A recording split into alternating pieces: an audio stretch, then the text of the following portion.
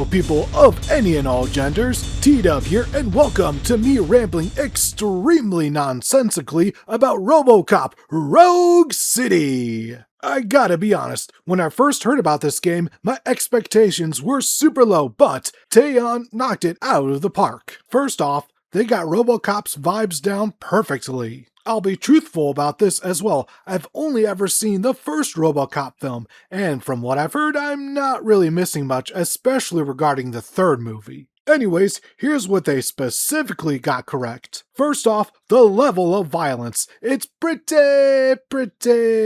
high. Not only that, but characters react depending on where you shoot them, which isn't present in every shooter, or at least not every one I've ever played in my lifetime. Secondly, they kept the technology right in the 1980s. Nothing but classic old school analog goodness. As someone who grew up in the 90s and 2000s, I was only barely around to see the demise of this technology, and while I don't miss how inefficient it could be, there is something about its aesthetics. Next, Peter Weller returns as the part man, part machine, and he's still got it.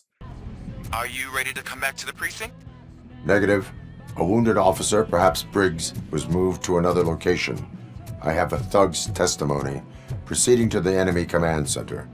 How can you be sure that he's not leading you into a lion's den? I am hoping for it. You're hopeless. Old Petey still hasn't lost a single step, although it is a shame that he's the only returning actor. I will say the voice actors do a damn good job at their roles. No one feels out of place at all. And lastly, it understands the message of Robocop, which is to say, do not trust corporations, especially in terms of taking over publicly funded spaces. One of the main struggles of the Detroit PD is that their overseers, Omni Consumer Products, aka OCP, are constantly trying to replace them with automatas. And if you're wondering, how can that go wrong? Then allow this footage to properly answer that question. Please put down your weapon. You have 20 seconds to comply. The situation is under control. You now have 15 seconds to comply. Stand back. I'll do one better, cop. I'm out of here. You now have 5 seconds to comply. 4, I said 3, everything is under control. 1. Ed, I stand am now there. authorized to use physical force.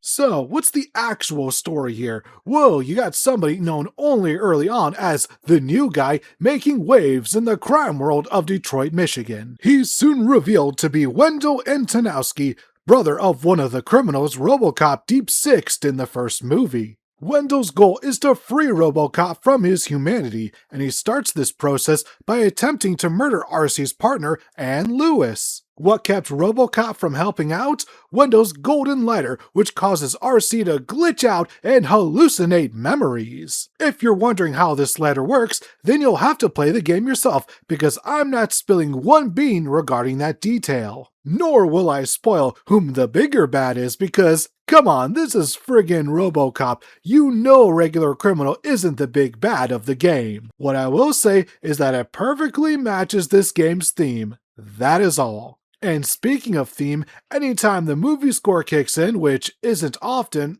it just feels so good!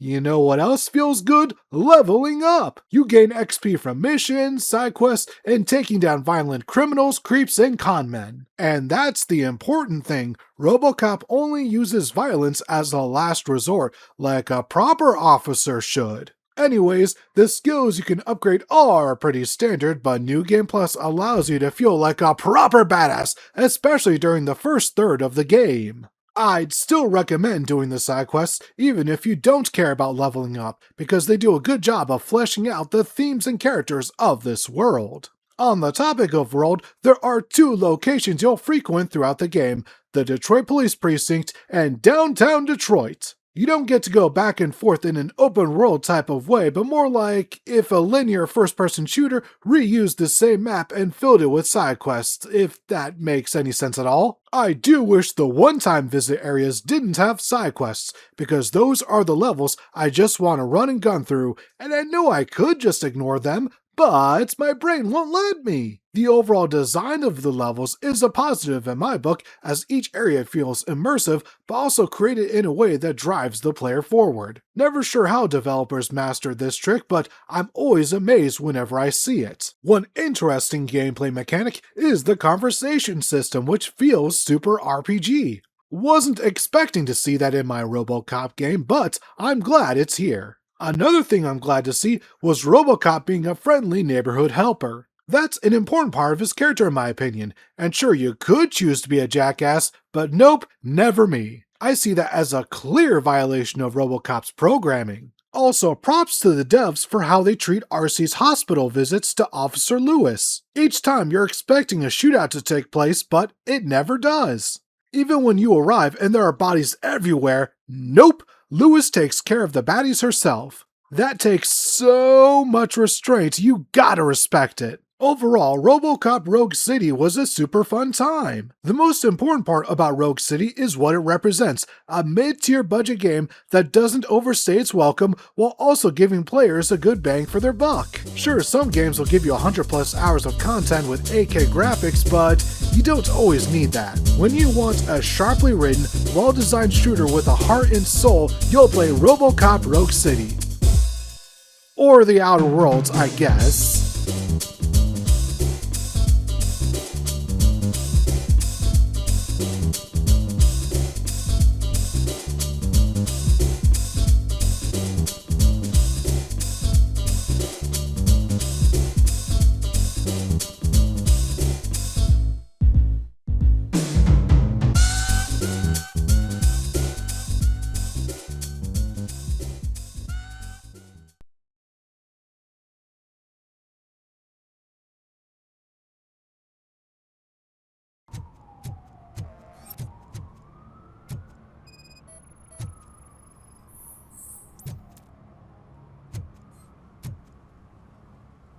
One that likes swimming in oil surely must be swimming in money.